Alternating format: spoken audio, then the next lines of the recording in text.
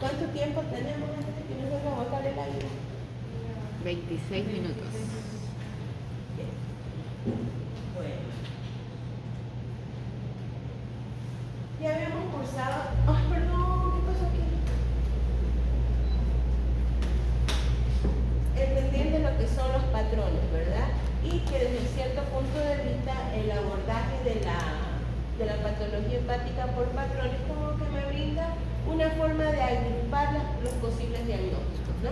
Hasta que el análisis más profundo me permita establecer cuál es el diagnóstico correcto. En esta primera imagen, déjenme que aclare un poco.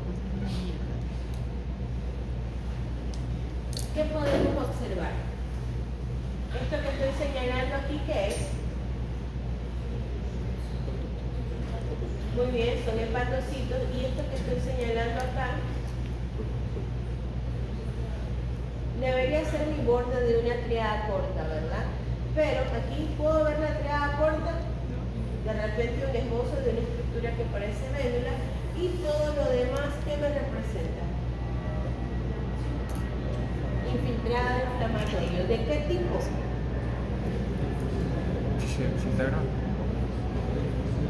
Hay linfocitos. ¿Qué más hay? ¿Cómo? Hablen fuerte, chicos, yo ya estoy viejita, no escucho. Esto es un eosinófilo, ¿no? Parece. Es un linfocito y al lado hay un plasmocito. Miren el gran citoplasma. Lo mismo pasa acá, citoplasma abundante. Entonces, el infiltrado inflamatorio es de predominio linfoplasmocitario. Y yo veo algo curioso. Esta estructura que se encuentra aquí se llama placa limitante. Y lo normal es que yo la vea nítida. ¿Por qué es importante la placa limitante? Porque es la zona regenerativa de mi lobulillo portal. Y en esa zona regenerativa, solo en esa zona, yo me permito ver hasta filas de 2 hepatocitos. En el resto del lobulillo, la estructura es unitrabecular, con una sola fila de hepatocitos al lado del sinusoide. Tener eso en mente porque eso es algo que va a cambiar cuando vemos nódulos regenerativos. Entonces, ¿qué está pasando aquí? Tengo un borramiento de mi interfase, ¿verdad? Y este proceso inflamatorio que borra la placa limitante y no me permite ver bien dónde empieza el tejido hepático y donde termina o donde empieza la placa limitante es lo que se conoce como hepatitis de interfase. Y eso se debe al gran infiltrado inflamatorio que observo en esta área.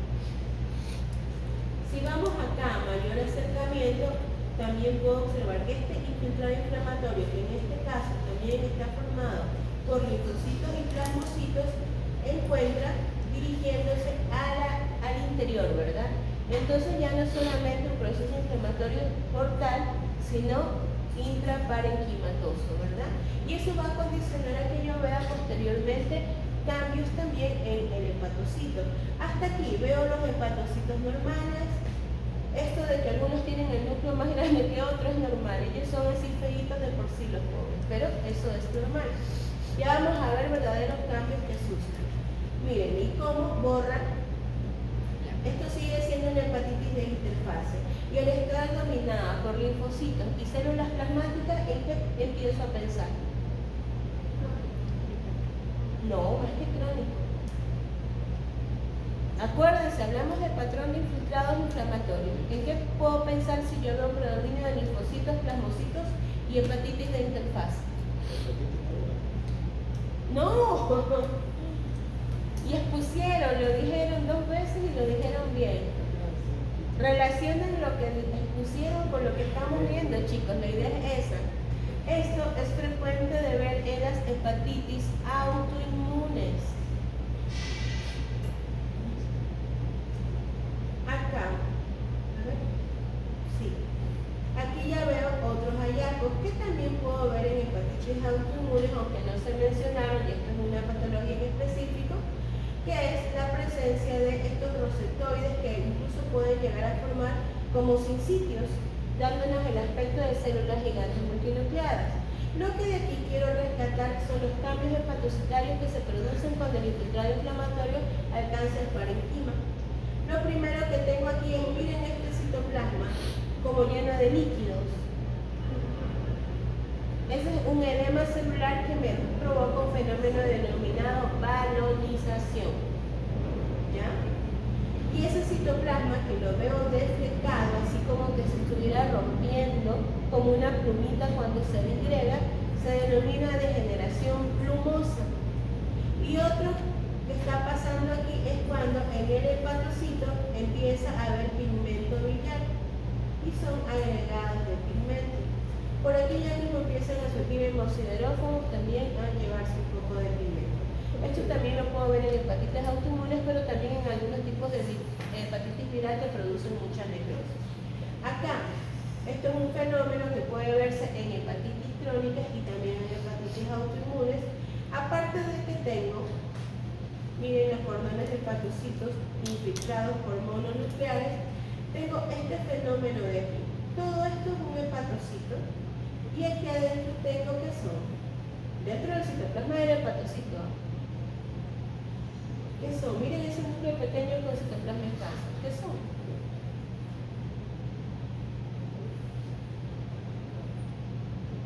Son linfocitos, chicos. Este es un fenómeno que se denomina emperipólisis y se ve en las hepatitis autoinmunes.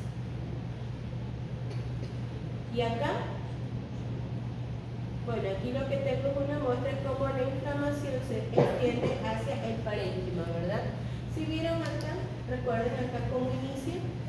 Primero en la placa limitante borrándola, pero posteriormente puedo avanzar y irse hacia el parénquima, hacer un proceso inflamatorio intraparenquimatoso y necrosis. Acá, ¿qué veo, chicos? Aquí se ve una estructura, ¿qué será esto? Ducto biliar. Y acá veo muchos ductitos biliares más que se están formando. ¿Qué está pasando? Y aquí veo unos que son abortivos, ¿sí ven? Todavía no tienen una luz verdadera, pero se están formando. Y este en un pequeño segmento. ¿Ante qué proceso me encuentro? Este es el patrón 2 de reacción ductular. Sino que les dije, ¿verdad? También que a veces no están solos, sino que pueden estar todos juntos y eso me va a orientar un diagnóstico. Entonces aquí veo infiltrado inflamatorio que ya no solamente es linfocítico ni plasmocitario, sino que tiene linfocitos y también eosinófilos. Y un patrón de reacción ductular que es común a muchas patologías, ¿verdad? Acá, miren, esto también se puede ver en hepatitis autoinmunes o en hepatitis virales. La configuración del hígado cambia y da un aspecto como rosetoide, como pseudoglandular. Cuando estas imágenes son aisladas, todo tranquilo. Ante el infiltrado inflamatorio, uno empieza a pensar en una patología inflamatoria. Pero cuando predominan estas imágenes rosetoides, aunque los núcleos no sean intensamente pleomórficos, debo descartar que no se trate de un hepatocarcinoma bien diferenciado, de diferenciación o de patrón microglandular. O sea, así de severa es la patología hepática. ¿Cómo lo hace? Porque aquí es aislado. Cuando es un hepatocarcinoma, ustedes todo lo ven con esta formación rosetoide. Todo, en todos lados. Aquí solamente encuentro esta roseta aislada y lo puedo ver en procesos autoinmunes o en hepatitis virales. Acá, miren, aquí ya tengo otra cosa de la que se habló. ¿Qué es esto? Miren esta gran vacuola. Acá tengo vacuolas pequeñas. ¿Qué son? El patrón de estenosis, macro y microvesicular. Y aquí tengo más daño. Tengo también una degeneración plumosa y algo de balonización. Miren cómo se ve la macrovesícula. Cómo pueden verse las microvesículas todas chiquitas dentro del citoplasma. Y acá, esto es especialmente interesante, ¿eh? Y si lo mencionaron dentro de los patrones inflamatorios. ¿Qué es eso?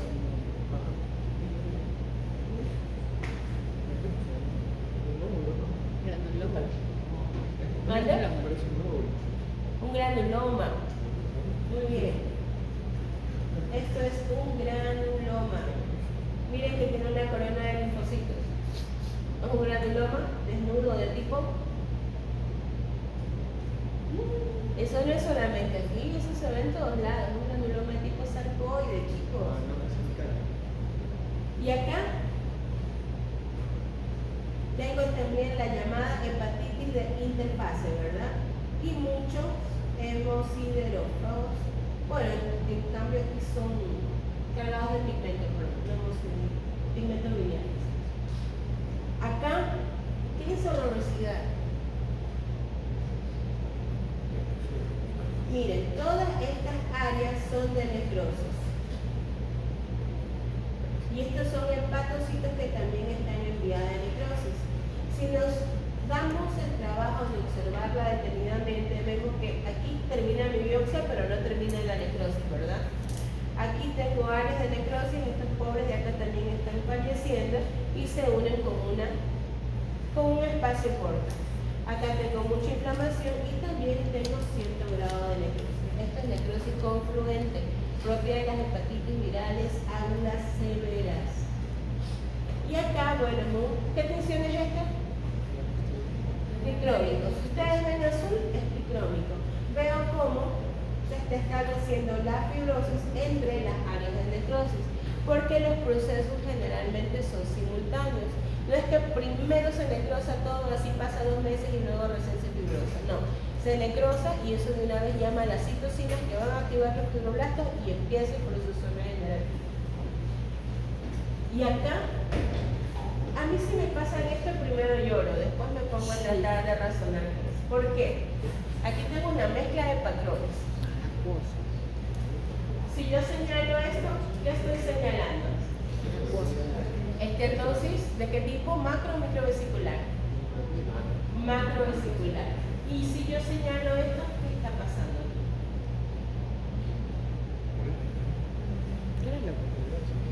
¿Perdón? Hay cierto grado de fibrosis, ¿verdad? Pero me llama más la atención esto. ¿Qué es?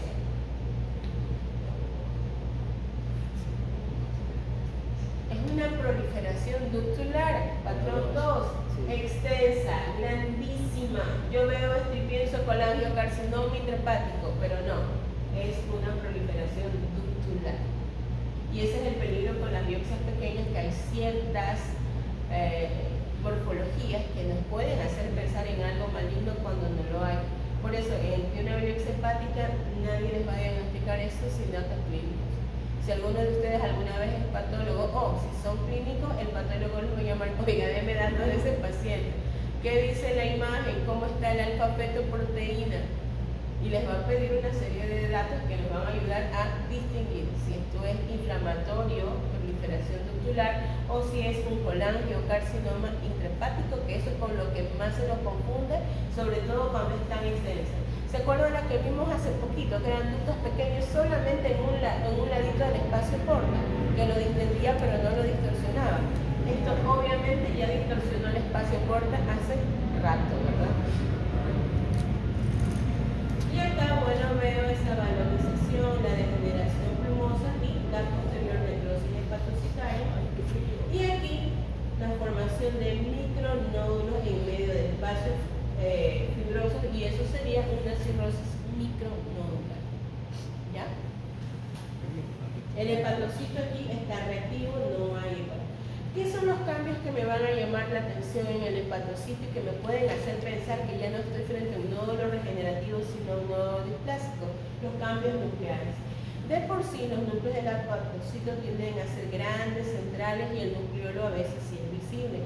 ¿Qué va a pasar? Los núcleos se tornan 2 o 3 veces mayor del tamaño normal y se denomina cambio a célula grande. El cambio a célula grande es el que más se asocia con los nódulos displásicos. Los cambios a célula pequeña, en donde el hepatocito como que contrae su citoplasma, generalmente son reactivos. Pero si yo los veo hacia célula grande y sobre todo empiezo a ver otros fenómenos como núcleos irregulares, pienso en que tal vez puedo estar frente a un nódulo displásico o frente a un hepatocarcinoma poco diferenciado, dependiendo de la extensión y los contornos del nódulo. Bueno, chicos, eso es todo. Mañana vemos hepatocarcinoma en imágenes.